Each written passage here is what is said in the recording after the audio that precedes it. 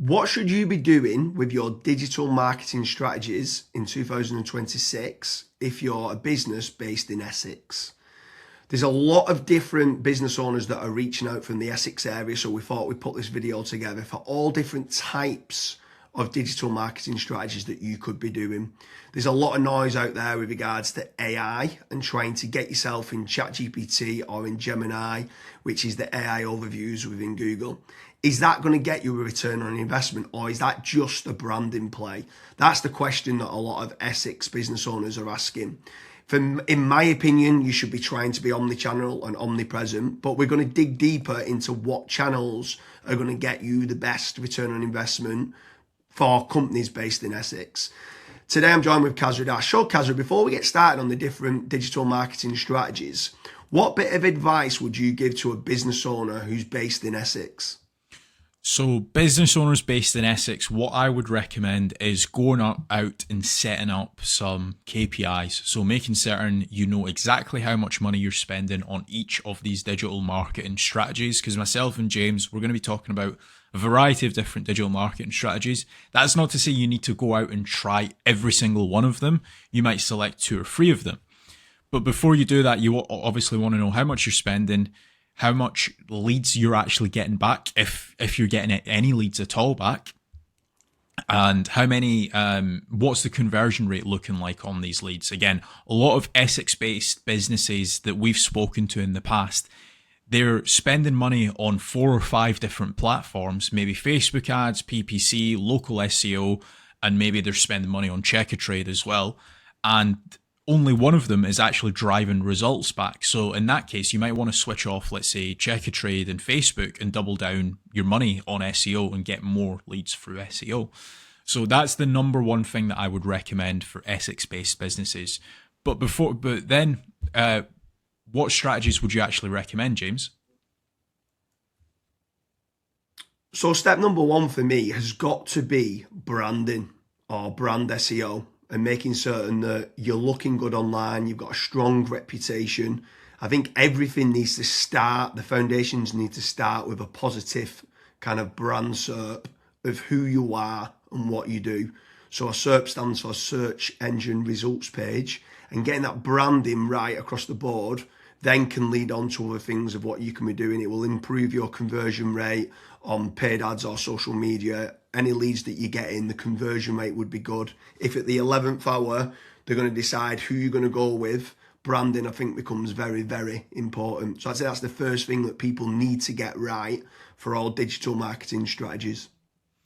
My next strategy is going to be AI visibility. I feel like more and more companies are actually looking into this. So what does ChatGPT, Claude, Gemini, Grok, Perplexity say about your brand or about your business? Is it a positive thing or is it a negative thing? And also trying to figure out what it says about your competitors as well.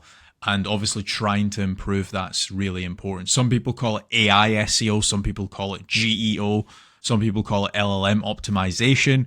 But this is going to be a big thing in 2026 and also in the years to come as well. Yeah, I think that's a huge strategy that people need to be looking at with regards to artificial intelligence. More and more people are obviously using AI. The next one for me is filling in the form at FatRank or Promo SEO, which do a commission-based lead generation service for UK companies looking to grow. I think it's important to be looking at your own digital marketing efforts to generate your own leads, but also if you can use some freelancers and outsource some as well, you've got that diversification of leads. So head on over to fatrank.com, fill in the form and see whether they can help you with a no-risk supply of inquiries. Promise you'll also do a very similar performance-based lead generation service as well that you might want to fill in the form with there, and just double check whether you can go and get a third-party lead generation company to top up and start generating you some leads for your business to grow in 2026. Yeah, and then next on the list is Google Business Profiles, so Google Map listings. This is like local SEO where you basically just try and get more reviews. You build out your Google Business Profile in your local area. Now, there's pros and cons to this. I think the biggest pro is that once it is actually ranking, you are pretty you're going to be consistently generating leads. However, to get from nowhere, like let's say you do not have a Google Maps listing at all, to get it ranking to position number 1, the issue you've got with that is there might be, let's say, a 60 or 100 review deficit. And to obviously get those reviews, you need leads. So it's one of those things. It's like the chicken and the egg. I for one just think it's good for personal branding or for branding of your company. So always try and get the Google Maps listing, but you should always know the pros and cons to it as well. Yeah, for certain. If you're in a local area, you want to try and get those local maps listing. For me, you need to be omni-channel and omnipresent. Yeah. I think the next part is SEO in general, so organic SEO. Can you be building up your website to try and get your website ranking better? If you are in local area, you might want to do your service with the area of where you cover. So like plumbing in Manchester, create a page for that. Hopefully then share that on the Google business profile of what you mentioned. But trying to get organic rankings, the amount of search volume that people are out there searching for different services of what you do, or it could be some blog posts that you could be doing as well. There's different strategies on there that you can be doing, but ideally you want good quality content, build up topical authority, and try and get some third-party backlinks to power up the site to get those organic SEO rankings. I think that's another big part that you need to be doing as part of your digital marketing strategies in 2026. Yeah, and then the next one, which kind of ties back to what you were saying before, James, is obviously organic social media. Now, organic social media, I think it's more of a numbers game. So try to create good content that your audience would actually view. Like I see this time and time again where I look at brands and they've just published maybe 4 or 5 posts on their Instagram profile and they've not been active for 3 years, right? That's not going to drive you sales. But if you can do how-tos, if you can do guides, maybe you can do before and afters, right? If you can do content like that, that way people will see you on socials and they will actually click to actually figure out more about you, fill in the contact form. The caveat to organic social media, yes, it's free to do. It's not like PPC, for example, but it is very much a numbers game. So you want to be consistently uploading, maybe not every day, but at least 3 or 4 times a week. Yeah, for sure. On the subject of social media, paid social ads as well is massive. I'm a massive advocate of the kind of the dollar a day strategy of what people talk about. So if you are going to be taking the time to be posting every day, like you mentioned there, for organic social media, just spending a few pounds on those posts and boosting it. So getting case studies, any awards that you've won as well for reputation, and starting boosting that. You can also be running retargeting ads. So if anyone's clicked through to your website, you can be running retargeting, which is paid social as well. Different places like Meta, so whether that's Facebook and Instagram, you've got Twitter, you've got YouTube, you can be running Pinterest, you can even run in places like Reddit as well, for paid ads. And I think paid social media is still an untapped market for digital marketing strategies. Yeah. The next one is it's probably a love-hate relationship. It's PPC, right? Google AdWords or doing it on Bing, wherever. That's basically the sponsored results. So if you search for a service, it's above local SEO. Now, I have spoken, and both myself and James, we've both spoken to so many business owners that are either they've spent 10, 15, 20,000 pound on it, and they've not had a single result, or they might have had a few leads and it's just not been of quality. Or you've got other guys that have spent hundreds of thousands on it and they're like, it's the best thing that's ever happened to my business.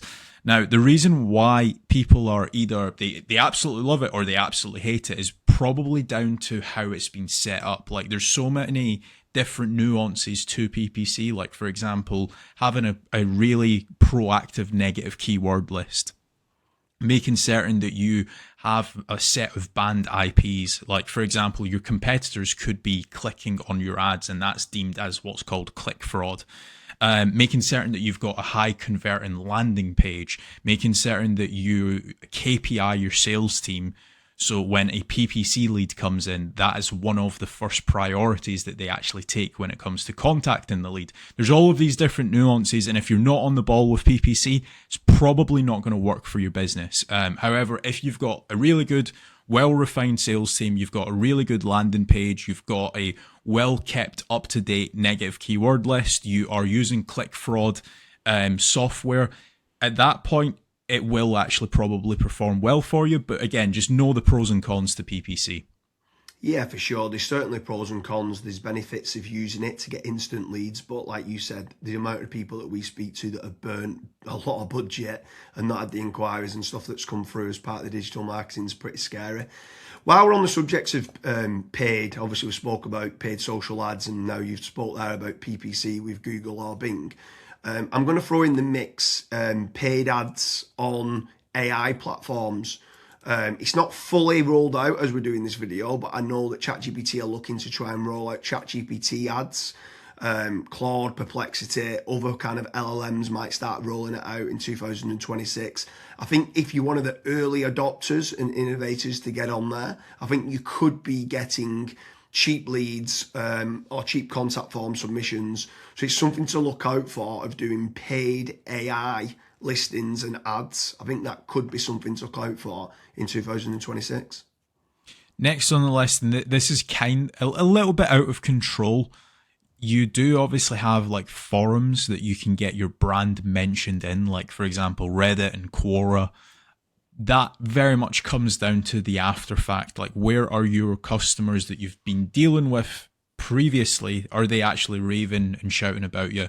If they are, then that's a very good resource of getting other people recommending you. So if you can get that, again, it's a little bit out of your control, but asking for reviews, asking for them to recommend you to friends, to people, that can obviously generate you a decent amount of leads and inquiries as well. Yeah, for sure. And the add-on benefits to places like Reddit is that it's getting cited so much now in the AI overviews. So when you spoke there early on about AI visibility, if you can try to get a positive kind of lot of people talking about the products and services of what you do and some reviews on there, it's indirectly then going to help you, or directly actually is going to help you with AI visibility. And then the last one for me is tradesman websites, so like Check a Trade, Bark, or teaming up with a third party lead generation company. Something I would say with all of these practices, Kazra touched on earlier about making certain that you understand your KPIs and your ROAS, return on ad spend. I think it's very important for business owners that are doing any sort of digital marketing to be tracking how much time and effort's being put into, let's say, running organic social media or running paid ads. Everything should have KPIs put in place. And this is exactly the same then with tradesman websites like Check a Trade, Bark, Rated People, My Builder. These could all be amazing platforms to generate leads that could get you a positive return on investment. And if you do, you should continue to be using those platforms. There's certain lead generation companies out there as well that could generate you quite a lot of leads. They could be using organic SEO or PPC or social media ads to generate you those leads. But if they are getting you a positive return on investment, again, I'm all for it as part of your digital marketing strategies. But I just want to repeat one more time with regards to FatRank and Promo SEO. They do lead generation and they guarantee a return on investment. It's a commission-based lead generation service or performance-based lead generation service. So make sure you head on over there, fill in the form. That could just be one part of generating leads of many. You should be trying to generate your own. You should never have a single point of failure, and you should be trying to get that diversification. But make sure you head on over to Promo SEO or FatRank lead generation service as part of your digital marketing efforts in 2026. Thank you very much, Kazra.